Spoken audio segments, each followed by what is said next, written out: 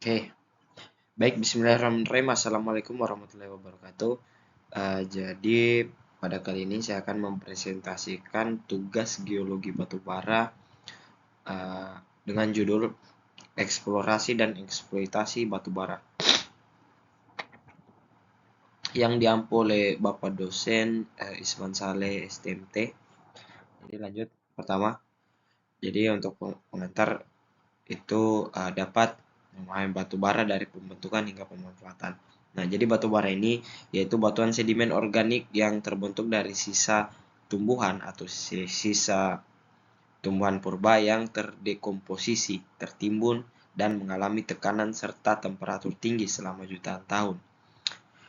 Kemudian untuk klasifikasi dan jenisnya, jadi jenis batu bara itu terbagi. Yang pertama ada gambut atau pit. Nah, namun gambut dan pit ini masih dalam kategori tumbuhan. Kemudian ketika dia terendapkan, dia akan menjadi lignit. Kemudian sampai yang terakhir itu menjadi antrasit. Nah, ini ditentukan oleh maturitas karbonnya atau apa namanya komposisi karbonnya. Jadi semakin tinggi komposisi karbonnya, ya kemungkinan besar dia makin berada di klasifikasi antrasit. Kemudian untuk fungsi dan pemanfaatannya, jadi batu bara ini dimanfaatkan secara luas sebagai sumber energi utama, bahan baku, pembuat kulkas baja, dan bahan bakar. Nah, ini paling penting ini, bahan bakar untuk berbagai industri. Nah, kemudian untuk isu lingkungan, batu bara menghasilkan emisi CO2 atau yang besar dan menjadikan sorotan utama dalam agenda transisi energi global. Oke, next.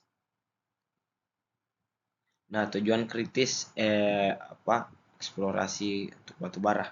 Pertama itu ada menentukan keberadaan SIM. Nah, ini paling penting nih. Jadi untuk eksplorasi batu bara, kita harus tahu dulu kira-kira lapisan yang ada batu baranya ini memenuhi tidak atau bagaimana. Nah, kemudian setelah menentukan keberadaan SIM atau keberadaan lapisan batu bara, kita juga harus menilai kualitas batu bara dengan menganalisis karakteristik batu bara untuk menentukan nilai jual, target pasar, dan kelayakan penambangan secara keseluruhan. Jadi kembali lagi ke ekonomisnya mineral-mineral dari batu bara. Kemudian mengurangi ketidakpastian geologi. Jadi menghasilkan data geologi yang akurat untuk meminimalkan risiko kesalahan model dan perkiraan cadangan. Nah, ini juga semacam perlu digarisbawahi bahwasannya ini harus ada butuh seorang geologis untuk memperkirakan atau mengestimasikan kira-kira keuntungan dari untuk penambangan batu bara ini, kemudian menentukan kelayakan ekonomi. Jadi ini kita memastikan bahwasannya cadangan batu bara ini memiliki nilai ekonomi positif untuk menjamin profitabilitas investasi. Next. Nah, tahapan mendalam dari eksplorasi batu bara. Yang pertama itu ada desk study atau studi meja. Nah, ini pengumpulan dan analisis data sekunder seperti peta geologi, citra satelit, dan laporan-laporan sebelumnya untuk mengidentifikasi area yang akan ditambang ini. Kemudian ada pemetaan lapangan. Nah, survei langsung dilakukan untuk mengidentifikasi singkapan dari batu bara ini dan juga struktur geologi serta anomali permukaan lainnya untuk apalagi menetapkan kembali atau meyakinkan kembali bahwasannya area ini lebih layak ditambang. Seperti itu. Kemudian yang ketiga ada survei geofisika. Nah, pemanfaatan teknologi seperti seismik, resistivitas, atau GPR untuk memetakan kondisi di bawah permukaan tanpa pengeboran ekstensif. Nah, survei geofisika pun juga dibutuhkan. Nah, kemudian ada pemboran eksplorasi. Nah, pemboran inti atau core drilling yang seperti dijelaskan ke tugas-tugas yang sebelumnya, yaitu untuk mendapatkan sampel batu bara langsung yang menjadi bukti fisik keberadaan dan kualitas SIM atau lapisan dari batu bara itu. Kemudian yang terakhir ada analisis sampel.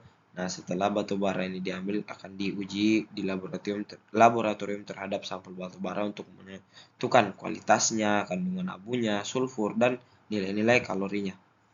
Oke, next. Untuk yang slide kelima, yaitu eksploitasi batu bara dan memanen sumber daya. Jadi fase operasional di mana batu bara diangkat dari bumi setelah studi kelayakan terbukti positif. Nah, seperti tadi eksplorasi, kemudian langsung dieksploitasi. Jadi pasca kelayakan yang pertama, eksploitasi dimulai setelah studi kelayakan teknis, finansial, dan lingkungan disetujui memastikan proyek berkelanjutan. Jadi tujuan utama dari eksploitasi batu bara ini yaitu mengambil batu bara secara aman, efisien, dan ekonomis sambil memaksimalkan umur tambang dan nilai investasi. Kemudian yang terakhir atau yang ketiga ada faktor penentu dari kedalaman SIM, stripping ratio, jadi itu seperti perbandingan material penutup batu bara, dan terakhir itu kualitas batu bara menjadi penentu utama untuk metode penambangan. Nah, ini faktor-faktor dari untuk mengeksploitasi batu bara atau memanen sumber dayanya. Oke, next. Nah, kemudian ada metode penambangan batu bara. Nah, ini ada open pit, underground, strip mining, roam and pillar, dan long wall. Ini mirip, ini sebenarnya hampir mirip yang tambang bawah, yang underground dan roam pillar. Cuman bedanya roam dan pillar ini dia menyisakan suatu semacam suatu lapisan yang membentuk pilar untuk menahan lapisan atas biar tidak runtuh. Ya, seperti itu. Nah, ini ada tambang terbuka. Ini tambang terbuka ini yang paling ideal untuk yang sim-sim yang memang tidak jauh di bawah, supaya overburden dari lapisan-lapisan untuk penambangan batu bara itu tidak diambil begitu. Jadi open pit ini sangat ideal untuk digunakan untuk sim-sim atau lapisan batu bara yang tidak jauh di bawah permukaan. Dan juga biayanya rendah, produktivitasnya tinggi, dan pengawasan operasional yang lebih relatif mudah. Jadi risiko-risiko dari pertambangan ini ya cukup kecil. Kemudian strip mining. Nah, strip mining ini variasi tambang terbuka, hampir mirip dengan open pit.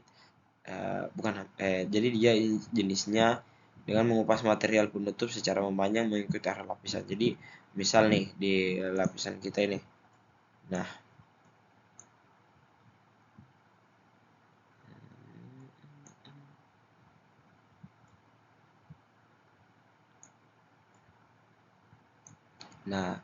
ini lapisan-lapisan sim begini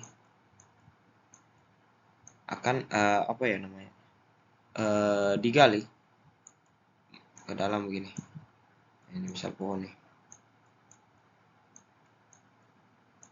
Ini seperti ini strip mining. Jadi memang dia ini mengupas material atau simnya ini secara memanjang atau secara lateral. Jadi misal simnya ini seperti beginilah contohnya lah.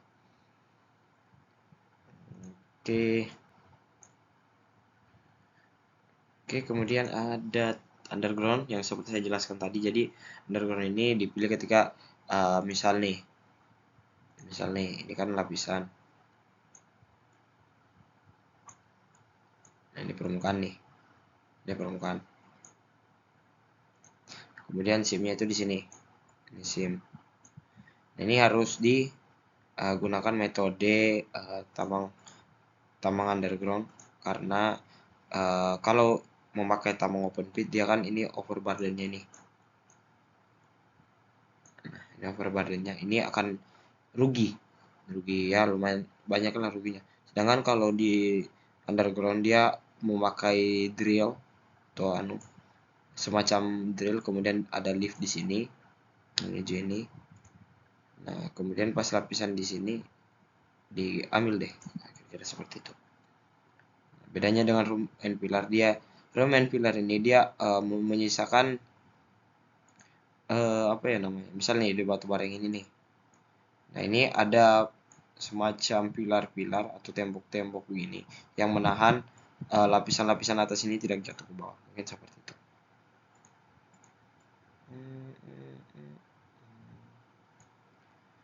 Oke, lanjut slide berikutnya. Nah, ini proses eksploitasi dari lahan hingga siap kirim. Yang pertama itu ada land clearing dan topsoil removal. Jadi pembersihan lahan dan pengumpulan lapisan tanah atas. Topsoil untuk keperluan reklamasi di masa mendatang atau revegetasi. Kemudian overburden removal, jadi pengupasan lapisan tanah atau batuan penutup menggunakan alat berat seperti eksa atau dragline. Kemudian ada coal getting. Nah, ini penggalian batu bara sesuai dengan rencana tambang yang ditetapkan. Kemudian yang keempat ada hauling ke ROM. Ini pengangkutan batu bara ke tempat penampungan sementara atau run of mine menggunakan dump truck atau conveyor. Dan terakhir ada crushing, blending, dan stockpiling.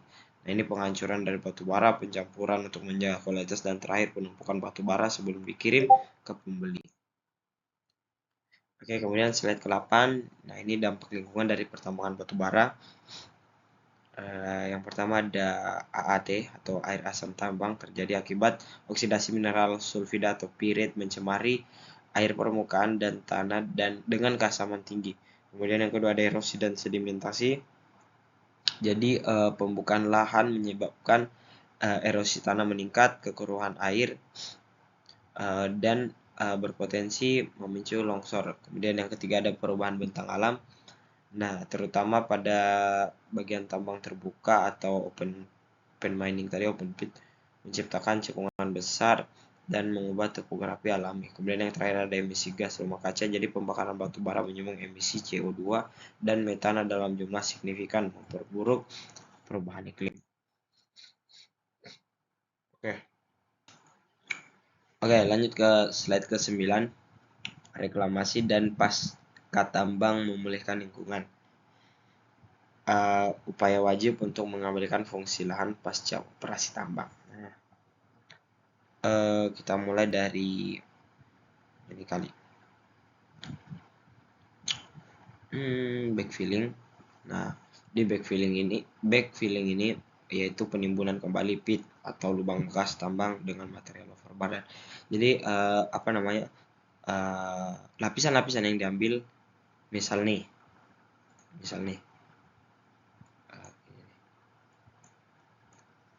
misal ini kan SIM nih. Ketika dia diambil lapisan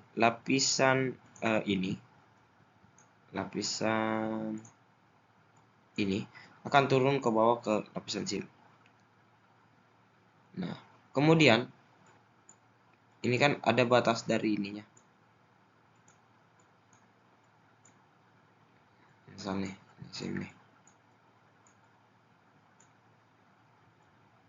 Dan ini lapisan-lapisan overburden lain lah. Nah, lapisan ini akan diambil untuk menutup SIM-SIM yang akan digali. Jadi ini ke sini. Nah, ini kan misal ini kan hilang nih. Jadi membentuk semacam beginilah. Nah, lapisan-lapisan ini akan dibawa ke sini untuk menutup dari untuk penimbunan kembali dari pit yang sudah ditambang. Nah, kemudian ada penebaran topsoil. Nah, ini pengembalian lapisan tanah yang telah disimpan untuk menciptakan media tanam yang subur. Kemudian ada revegetasi seperti yang saya jelaskan tadi. Jadi penanaman kembali dari tanaman-tanaman yang kira-kiranya bisa ditambang untuk mempercepat pemulihan ekosistem. Kemudian ada pengembangan masyarakat, jadi program untuk mendukung kemandirian ekonomi dan sosial masyarakat pasca penambangan atau pasca tambang. Kemudian monitoring lingkungan, jadi pengawasan jangka panjang untuk memastikan kualitas air tanah dan stabilitas lahan tetap terjaga. Oke, kesimpulan dari pada presentasi kali ini itu pertama dengan judul keseimbangan antara potensi dan tanggung jawab. Nah, ini juga penting. Nah, jadi yang pertama ada eksplorasi itu menentukan potensi. Jadi keakuratan data eksplorasi adalah istilahnya? Awal dari semua untuk proses penambangan ini. Jadi kalau eksplorasinya gagal ya berarti eksploitasinya pun juga akan gagal. Jadi keakuratan data eksplorasi adalah dasar seluruh keputusan tambang mencakup volume cadangan, kualitas batu bara, dan kelayakan ekonomi. Kemudian yang kedua ada eksploitasi monetisasi cadangan. memonetisasi cadangan. Jadi fase produksi ini bertujuan untuk mengolah batu bara secara efisien dan ekonomis. Nah, perencanaan operasional yang matang sangat menentukan profitabilitas. Kemudian yang ketiga ada keberhasilan bergantung pada integrasi 3 pilar. Tanpa pemahaman geologi yang tepat, teknik pertambangan yang aman, dan kepatuhan lingkungan yang tepat, operasi tambang itu tidak akan berkelanjutan. Dan yang terakhir ada manajemen buruk berujung kerugian.